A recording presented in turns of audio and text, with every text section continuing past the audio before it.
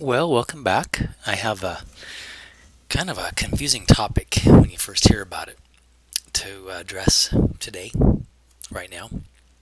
Um, you might remember and you might not. That's why I'm here to remind you. Back in the kind of a review chapter, we talked about intensive versus extensive properties. Intensive properties kind of depend only upon the substance itself and some property observed or measured uh, with regards to that substance. Extensive depends on how much of it we have. Indeed, you could argue that weight is a derivation of mass or volume is a derivation of length. Heat's not really a derivation. In a way, it's a chemical kinetic energy, but in any case, these things totally, absolutely depend on how much you have, whereas temperature, melting temperature, boiling temperature, conductivity, density, odor, stinkiness, color, those don't depend on how much you have per se, as more what type of substance you're looking at or type of situation you're in. In terms of chemistry, the two very important distinctions, therefore, are temperature and heat. Temperature is a measure of the average kinetic energy of the particles, whereas heat is a measure of some energy flowing, energy movement from one place to another. When I'm feeling reckless and dangerous in the lab, sometimes I'll pass my hand quickly through a Bunsen burner flame, which you should not do. That's why I said I'm reckless. But if I do it quickly, it's no harm done because I pass my hand through the fire so quickly that it doesn't have time to hurt me, even though the temperature is very, very hot, and it would burn me if I was slow or stupid. I don't give it time to. Similarly with liquid nitrogen. Liquid nitrogen is at a very, very, very cold temperature, a very damaging temperature. But if I don't give the substance the time to hurt my hand, I can quickly dip my finger down into the liquid nitrogen. Remind me to show you sometime. I should. I will. Um, Here's a kind of a tricky question, since we haven't really spelled out all the details yet. But Q is for heat, W is for work, and delta E is for the change in energy. These are three things common in chemistry that we talk about a lot.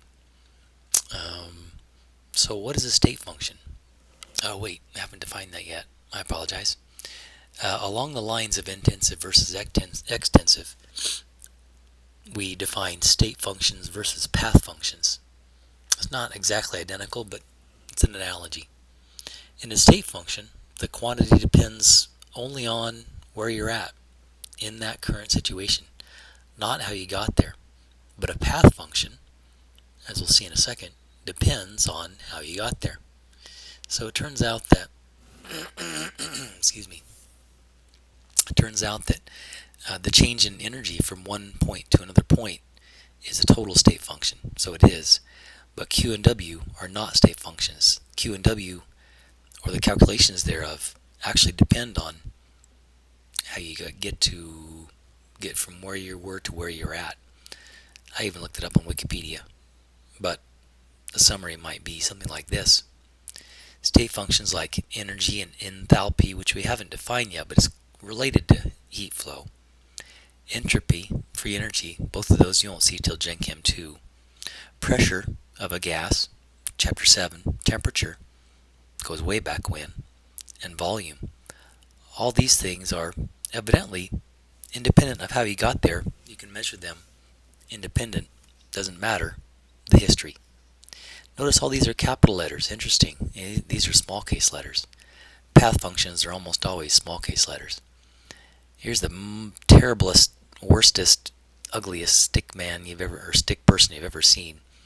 But he walks up the hill directly in one case, and then switches back and forth and back and forth and back and forth in another case. Do you think the work done is the same in both situations? No, it's not. It depends on how you got there.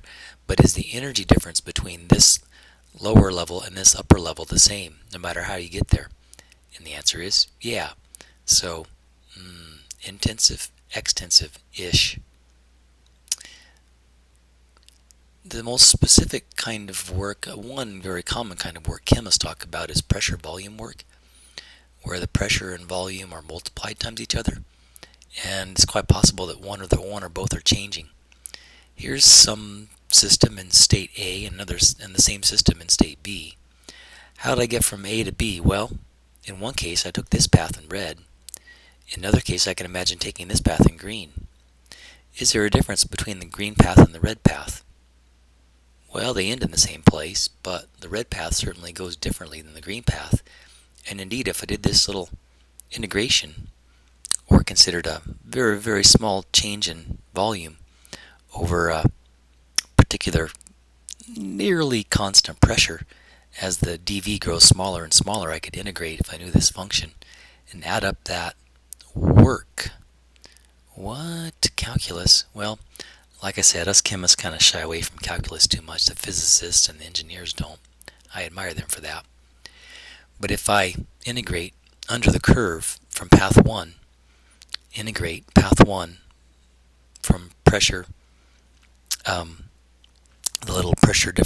pressure right here in this little dV differential, excuse me, a frog in my throat. You might also notice there's a little negative thrown there.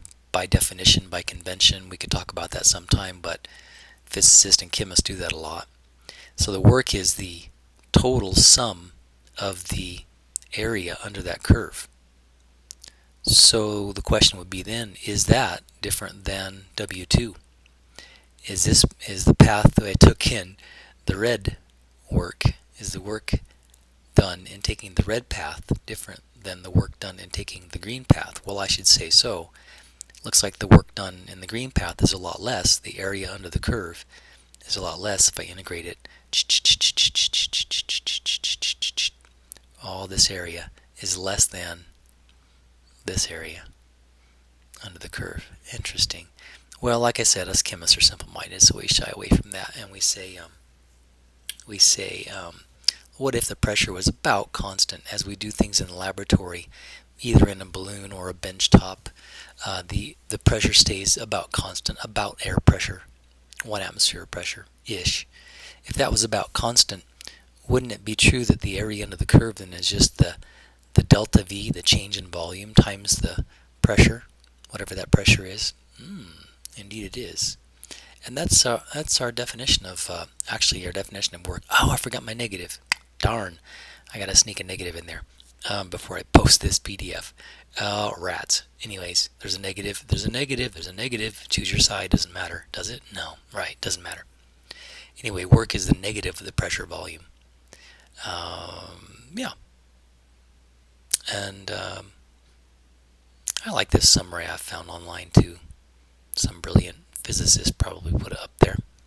State function versus path function. State function, doesn't matter how you got there. You can integrate from ending and beginning. You don't have to know about the in-between states.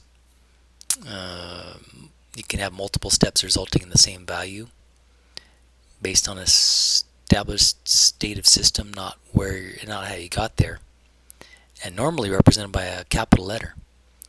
And being a physicist, they're pretty smart about this table, but they kind of made some mistakes on this Born-Haber cycle. But anyways, I could think of measuring the heat changes, the enthalpy, capital H changes, delta H, and going from excuse me, sodium metal and chlorine gas to sodium chloride salt, just as a direct enthalpy of formation. And I can measure this path. Or I could say, imagine the solid sodium and melt it into a liquid and boil it into a gas. And then also actually take that chlorine gaseous molecules and bust those up into chlorine atoms. And then take those chlorine atoms and give them an electron, that's electron affinity, and take this sodium gaseous atom and make it into an ion, that's ionization energy. So like I say, these physicists, they're kind of lazy with their chemistry, and us chemists are lazy with our physics. We shouldn't be, but in the interest of time, all these different path energies should add up, and indeed, this path is about 411 kilojoules for a mole, and this path is about 411 kilojoules for a mole. I'll although I haven't verified that. This looks like the lattice energy right here. They didn't label what the common names for these enthalpy changes here are, but in any case, this delta H, since hint, it's a capital letter, is a state function, and conversely, the path functions. Alright, that's enough for now. Thanks for watching. If that makes any sense, you're a genius, and we'll keep talking about it. Ask some good questions.